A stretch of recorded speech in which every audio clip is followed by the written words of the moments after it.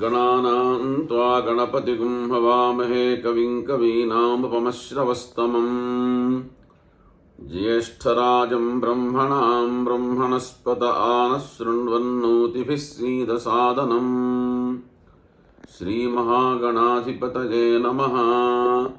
प्रणो देवी सरस्वती वाजेभिर्वाजिनीवती धीनामभित्रियवतु। श्रीमहासरस्वत्यै नमः। श्रीगुरुभ्यो नमः। हरिः ओम्। सदाशिवसमारम्भां शङ्कराचार्यमध्यमाम् अस्मदाचार्यपर्यन्तां वन्दे गुरुपरम्पराम्। कामकोटिमहापीठकामाक्षी पूतमूर्तये चन्द्रशेखररूपाय भक्ततीर्थाय ते नमः। अस्मत्श्रीगुरुचरणारविन्दाभ्यां नमः। పరమాచార్య స్వామి వారి అనుగ్రహ భాషణాలు ఏవైతే ఉన్నాయో వాటిని పరమాచార్య అమృతవాణి పేరిట మనం రోజు కొద్దిసేపు సత్సంగం చేసుకుంటున్నాం. దాంట్లో భాగంగా మనం వేదాంతపరమైన విషయాలని కొన్నిటిని తీసుకొని చర్చించుకుంటున్నాం. వేదాంతం అనేది ఏదో ఒకసారి వింటేనో ఒకసారి చదివితేనో చూస్తేనో అర్థమయ్యేది కాదు. జంతువునాం నరజన్మ దుర్లభం అని భగవత్పాదులు వివేక చూడావణిలో చెప్పారు. నరుడుగా పుట్టడం, అందులో భగవద్ధ్యానము, సద్గురువుల యందు భక్తి, సన్మార్గంలో ఉండటం, ఇవన్నీ కూడాను ఎన్నో జన్మజన్మల పుణ్యం ఉంటే కానీ మనకి అటువంటి అవకాశం కలగదు. మన మనస్సు, ఇంద్రియములు, ఆనందము, జ్ఞానము, జీవుడు, ఆత్మ, బ్రహ్మ ఇటువంటి పదాలన్నింటినీ కూడాను గత కొద్ది రోజులుగా వాడుతూ వస్తున్నాం. ఈ ప్రవచనంలో ఉన్నది ఒకటే ఒక సద్వస్తువు ఉన్నది, ఒక పదార్థం. దాని నుంచే ప్రపంచంలో అన్నీ అవతరిస్తూ ఉన్నాయి, అన్నీ కూడాను పుడుతూ ఉన్నాయి, మళ్ళీ వెళ్ళి దానిలోనే అన్నీ లీనమైపోతున్నాయి అన్న విషయాలు కూడా పలుమార్లు చెప్పుకుంటూ ఉన్నాం. ఆ సద్వస్తువే సమస్త జీవరాశులుగా విరాజిల్లుతూ ఉంటుంది. ఈ జీవ జడ ప్రపంచాన్ని రక్షించేవాడు ఆ భగవంతుడే. అట్టి ఈశ్వరునికి జీవుల వలె మనుష్యుల్లాగా మనలాగా కర్మబంధాలనేవి ఉండనే ఉండవు. ఆ పరమేశ్వరుడికి జీవుడు ఫలాలను అనుభవించుటకై మరలా పుడుతూ అనుభవిస్తూ ఉంటూ ఉంటాడు. జీవుడు పాపక్షాళన చేసుకోకుండా కొత్త కర్మలను చేసి మరింత దిగజారుతున్నాడే అన్న కరుణ చేత ఈశ్వరుడు జీవునికి సత్పథాన్ని, సన్మార్గాన్ని చూపటకు, జ్ఞానబోధకు ఈ లోకంలో, ఈ భూమి మీద మనకి సద్గురువులుగా అవతరిస్తూ ఉంటారు. అందుకోసమే మనం గురు బ్రహ్మ, గురు విష్ణు, గురుర్దేవో మహేశ్వర, గురు సాక్షాత్ పరం బ్రహ్మ తస్మై శ్రీ గురవే నమః అని మనం మొట్టమొదట బాల్యంలో మనకి మన గురువులు, తల్లిదండ్రులు ఇదే మాట చెప్తారు. అందుచేత ధర్మరక్షణకు, దుష్ట శిక్షణకు ఏర్పడినటువంటి అనేక అవతారాలు, విశేషాలు ఉన్నాయి. చూడండి, భగవంతుడు ఎంత కరుణామయుడంటే, పాపం వైకుంఠ ప్రభు అయినటువంటి మహావిష్ణువు చక్కగా లక్ష్మీవారితో కూర్చొని సుఖంగా ఉండకుండా మన కోసం ఆయనకు వరాహంలాగా, ఒక చాపలాగా, మరి ఒక కూర్మంలాగా ఇలా రకరకాల జన్మలెత్తుతూ మన కోసమే భూమి మీద అవతరించి ఎన్నో కష్టాలు పడుతున్నాడు ఆయన. మనం ఒక్కసారి ఆ విధంగా కూడా మనం ఆలోచించాలి. రామచంద్ర ప్రభువుగా అవతరించి హాయిగా చక్రవర్తిత్వాన్ని అనుభవించకుండా మరి రావణాసుర వధ కోసం ఆయన లంకకి వెళ్ళిపోయి అయోధ్యకి నుంచి వదిలిపెట్టేసేసి వనవాసం చేసి ఆ వనవాసంలో ఎన్నో కష్టాలు పడి భార్యను కూడా దూరం చేసుకొని ఎంతో కష్టపడి ఆ రావణాది రాక్షసులందరినీ కూడా సంహరించి మనకి ఒక మంచి జీవనం చేసే విధానాన్ని భగవంతుడు అనుగ్రహించాడు. కాబట్టి ఇక్కడ భగవంతుడు ఎంత కరుణామయుడు అన్న విషయం దీని ద్వారా మనకి తెలుస్తూ ఉన్నది. అదే మన సనాతనమైనటువంటి వైదిక మతంలో ఉన్నటువంటి ప్రత్యేకత అదే. మన భగవంతుడు పాపాలని అమాంతం కడిగేసేయడు, పాపాలను శుద్ధి చేయడు. పాపం ద్వారా వచ్చినటువంటి కర్మఫలాన్ని అనుభవించేటువంటి అవకాశాన్ని కలగజేస్తూనే మనల్ని సన్మార్గంలోకి చోదన చేస్తూ ఉంటాడు, సద్గురువుల్ని అనుగ్రహిస్తూ ఉంటాడు. ఒక సద్గురువు మనకు దొరికాడు అంటే మన పాపక్షాళనం అయినట్టుగా భావించాలే తప్ప గురువులు దొరకటం వల్ల మనకేం ప్రయోజనం, లేదా ఆ గురువుల దగ్గర భౌతికమైనటువంటి విషయాల్ని గురించి గురువులు సేవ చేయకూడదు. పరమార్థికమైనటువంటి విషయాల గురించే సద్గురువులను ఆశ్రయించాలి. ఈరోజు చూస్తూ ఉంటాం, గురువుల దగ్గరికి వెళ్తారు చాలామంది.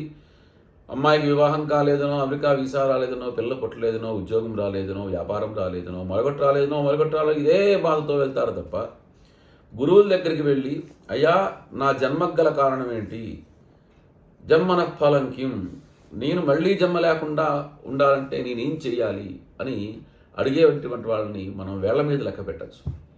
కాబట్టి అవతరణ అంటే దిగటం, ఉన్నవాడే దిగటం. భగవంతుడు ఎప్పుడూ ఉన్నాడు, దిగాడు మన కోసం, ఒక మెట్టు దిగి వచ్చాడు పరమాత్మ. భగవంతుడు ధర్మమునకి ఎప్పుడు గ్లాని ఏర్పడితే అప్పుడు అవతరిస్తాడని గీతలో కూడా ఆయన చెప్పుకున్నాడు. అంచేత సర్వము భగవంతుడే అన్నటువంటి జ్ఞానం మనకు అంత సులభంగా కలగదు. సామాన్యంగా మనం ఎన్నో రకాలైనటువంటి ప్రయత్నాలు చేసి ఆ ప్రయత్నాలు సఫలీకృతం కాకపోతే అప్పుడు ఏదో దేవుణ్ణి మొక్కొని అప్పుడు మనం పని అయితే దేవుడు ఉన్నాడంటాం, పని కాకపోతే దేవుడు లేడంటాం. మన నేలకి ఎటు పడితే అటు మాట్లాడుతూ ఉంటుంది. అంచేత సర్వము భగవంతుడు అయినప్పటికీ కూడాను సృష్టిలో శ్రేష్టమైనటువంటి వస్తువులన్నీ భగవద్ విభూతులు అని గీతలో విభూతి యోగంలో ఆ పరమాత్మ విస్తారంగా వివరించి చెప్పాడు. వేదైశ్చ సర్వైరహమేవ వేద్యో వేదాంత కృద్వేద అని సమస్త వేదాలనే ఆయనైనప్పుడు ఈ చిన్న చిన్న అశాశ్వతమైనటువంటి వస్తువుల్ని సృష్టించడం ఆయనకి పెద్ద కష్టమైన పని ఏం కాదు. మనం ఇంకొకటి కూడా ఇక్కడ గమనించాలి. మనం లోకంలో సాంకేతికంగా ఎన్నో రకాలైనటువంటి వస్తువుల్ని మనం తయారు చేసుకుంటూ ఉన్నాం.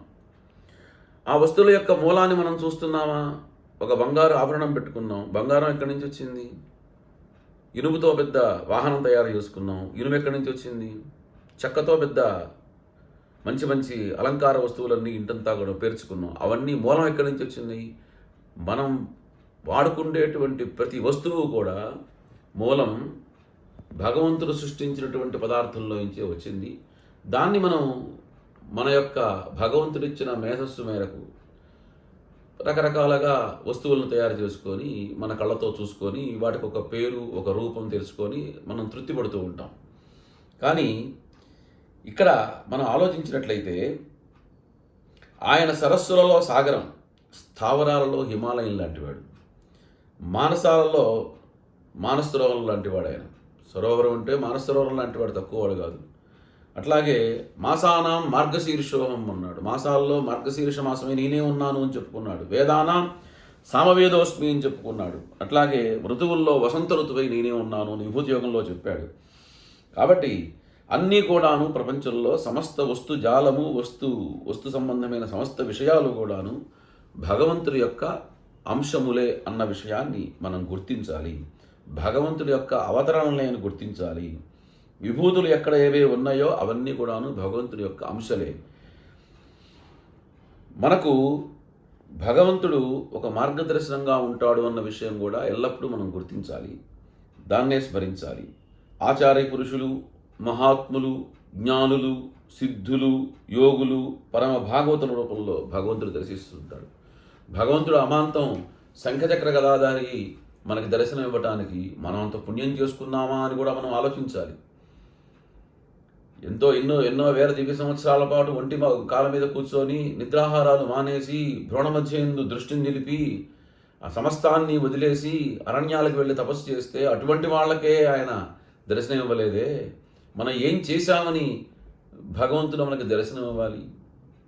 మనం ఒకవేళ ఏదన్నా చేసినా, ఒక కొబ్బరికాయ కొట్టినా, ఆ కొబ్బరికాయ మీద ఎన్ని రకాల పీచులు ఉంటాయో, ఎన్ని పీచులు ఉంటాయో అన్ని పీచులతో కూడిన కోరికలు మనతో ఉంటాయి.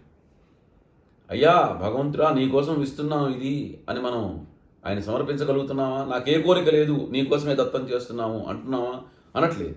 మనలో అటువంటి భక్తి రావాలి. అంతేగాని స్వార్థంతో కూడిన భక్తి, స్వార్థం ఈజ్ ఈక్వల్ టు క్షుద్రం, అంటే తాంత్రికం.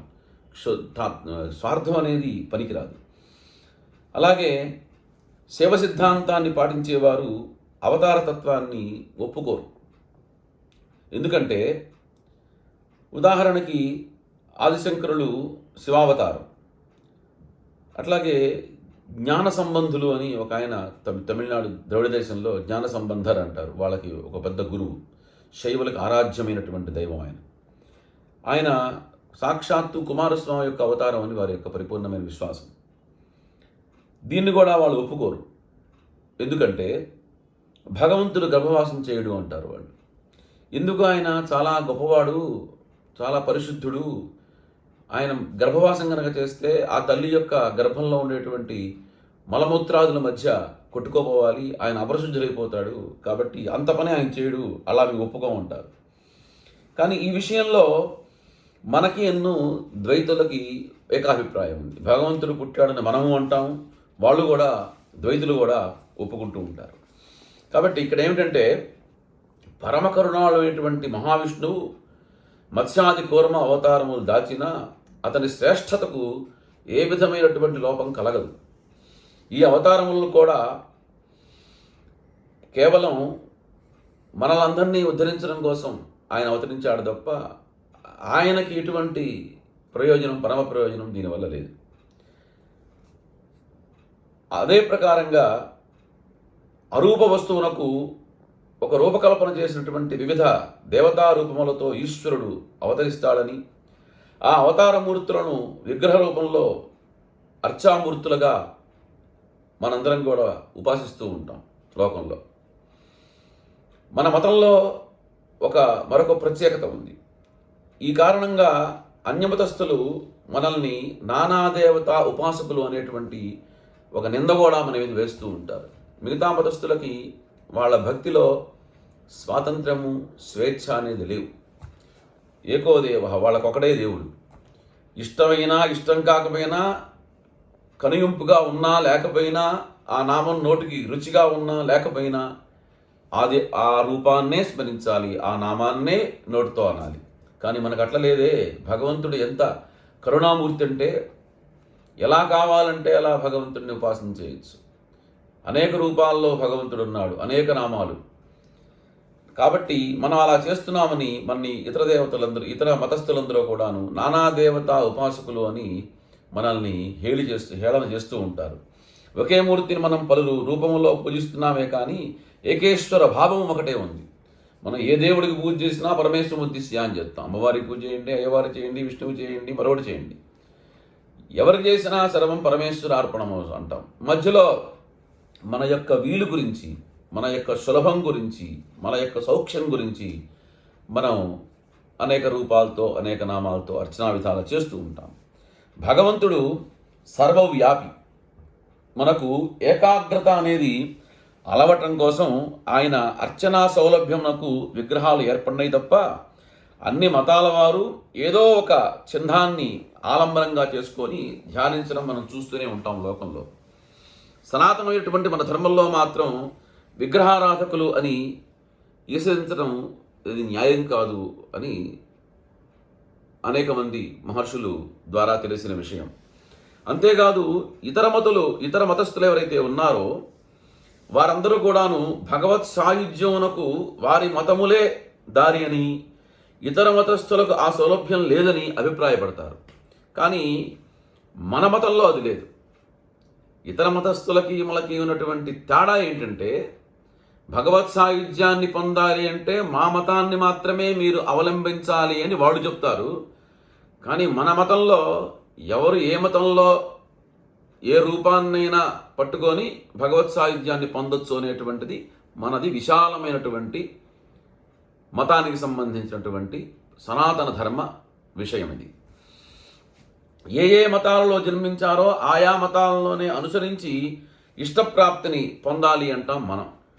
కానీ ఇతర మతస్థులు ఏమిటి, ఎవరినైనా సరే వాళ్ళ మతంలోకి మార్చేసుకొని మా మతంలో మాత్రమే మీకు మోక్షం కలుగుతుంది, మా మతంలో దేవుణ్ణి పూజిస్తేనే మీకు భగవత్ సాయుధ్యం కలుగుతుంది అని చెప్తారు. మనం అద్వైత పరంపరాగతమైనటువంటి అద్వైత సంప్రదాయంలో అటువంటి స్థితి లేదు. దీనికి ఒక ఉదాహరణ చెప్తాను. పరమాచార్య స్వామి వారి దగ్గరికి ఒక వైష్ణవుడు, చాలా ఆచారపరుడు, ఆయన చక్కగా నామం పెట్టుకొని స్వామివారి దర్శనానికి వస్తూ ఉండేవారు. వచ్చి పీఠంలో పూజంతా చంద్రమౌళీశ్వర పూజ అయిన తర్వాత తీర్థం కూడా తీసుకుని వెళ్తూ ఉండేవారు. కొన్నాళ్ళ అయిన తర్వాత ఆ పరమాచార్య స్వామి వారి రూపాన్ని చూచి ఎప్పుడు కూడా అదే ధ్యానించి వారు పెట్టుకునేటువంటి విభూతిని, వాడు వేసుకునేటువంటి రుద్రాక్షల్ని చూచి ఆయనలో కూడా ఈ నామం తీసేసి మనం చక్కగా రేపటి నుంచి విభూతి పెట్టుకొని నామ రావాలి అని నిర్ణయించుకొని మరుసటి రోజులాగానే స్నానం చేసి ఆయన అనుష్ఠానం అంతా చేసుకొని మఠానికి వచ్చే ముందు చక్కగా విభూతి ధారణ చేసుకొని లోపలికి వస్తున్నారట. ఆయన వస్తుంటేనే అల్లంత దూరంలో చూసి స్వామివారు అమాంతం గుడ్డల వేసేసుకొని తలకాయ పక్క చెప్పుకొని ఇచ్చే తీర్థం కాస్త ఆపేశారట. ఆ పక్కన ఉన్న పరిచారకులు ఏమైంది అని చూస్తే ఆ పరిచారకుడిని పిలిచి, ఆచార్యులు గారు వారికి సహజంగా పెట్టుకోవాల్సినటువంటి ఊర్ధ్వ పుండ్రములు పెట్టుకోకుండా వాటిని తీసేసి వాళ్ళ విభూతి ధారణ చేసి వచ్చారు. ఎవరు ఏ ధర్మంలో ఉండాలో ఆ ధర్మాన్ని అనుష్ఠిస్తేనే వాళ్ళని చూడాలి, పరధర్మాన్ని అనుష్ఠించే వాళ్ళని చూసినా కూడా పాపమే వస్తుంది, వాళ్ళ చేత మనం పరధర్మాచరణ చేయించిన పాపం కలుగుతుంది. కాబట్టి వెంటనే వెళ్ళి ఆచార్యులు గారిని చక్కగా ఊర్ధ్వ త్రిపుండం పెట్టుకొని రమ్మని చెప్పండి అని పరిచారకుల ద్వారా కబురు చేశారట. అటువంటి స్వాములు ఈ రోజులు ఉన్నారా అంటే దొరకరు.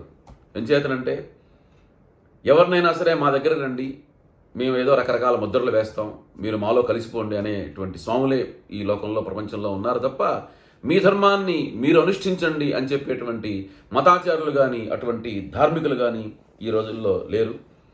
మన మతంలో సామాజిక వ్యవస్థను ఉద్దేశించి కొన్ని వర్ణాశ్రమమైనటువంటి ధర్మాలు ఏర్పడ్డాయి. దీంతోపాటు ఆశ్రమ ధర్మములని ఒకటి ఉన్నాయి. ఒక్కొక్క వయఃప్రమాణంలో ఏ విధంగా ఉండాలనేటువంటిది ఒక ఆశ్రమ ధర్మం. ఉదాహరణకి కాళిదాస మహాకవి చెప్తాడు, శేషవేభ్యస్త విద్యానాం యవ్వనే విశేషిణాం వార్ధకే మునివృత్తీనాం యోగేనాంతే తనుశ్చజాం. శైశవంలో శిశుత్వంలో ఉన్నప్పుడు అనేక విద్యలన్నీ కూడా నేర్చుకోవాలి. యవ్వనం రావడంతో గృహస్థాశ్రమంలో ఉండాలి చక్కగా. వార్ధక్యం రావడంతో ఆ బాధ్యతలన్నీ ఎవరెవరికి ఉపజెప్పాలో ఉపజెప్పేసేయాలి. అట్లాగే తర్వాత యోగేనాంతే తనుశ్చజాం, చక్కగా ముసలితనం రాగానే యోగం చేసుకుంటూ ఎప్పుడు భగవంతుడు తీసుకెళ్తాడా వెళ్ళటానికి ప్రయాణానికి సిద్ధంగా ఉండాలే కానీ ఎప్పుడు కూడాను మరణాన్ని ఆపుకోవటానికి వాళ్ళెవరు ఆ ఇక్ష్వాకు వంశ ప్రభువులు అటువంటి ప్రయత్నం చేసేవాళ్ళు కాదు అని కాళిదాస్ చెప్తాడు. కాబట్టి మనకి వర్ణాశ్రమ ధర్మములు అనేటువంటివి చాలా ముఖ్యం. అంతేగాని అందరూ ఒకటే, అన్ని వర్ణాలు ఒకటే, అన్ని ఆశ్రమాలు ఒకటే అని అంటాం అది సరైనటువంటి విధానం కాదు. దాని గురించి అసలు వర్ణాశ్రమ ధర్మములు ఎందుకు ఏర్పడ్డాయి అన్న విషయం వేదంలో ఉన్న విషయాలన్నీ, శాస్త్రంలో ఉన్న విషయాలన్నీ గురించి రేపటి రోజు చెప్పుకున్నాం. సర్వం శ్రీ గురుపరదేవత అర్పణమస్తు.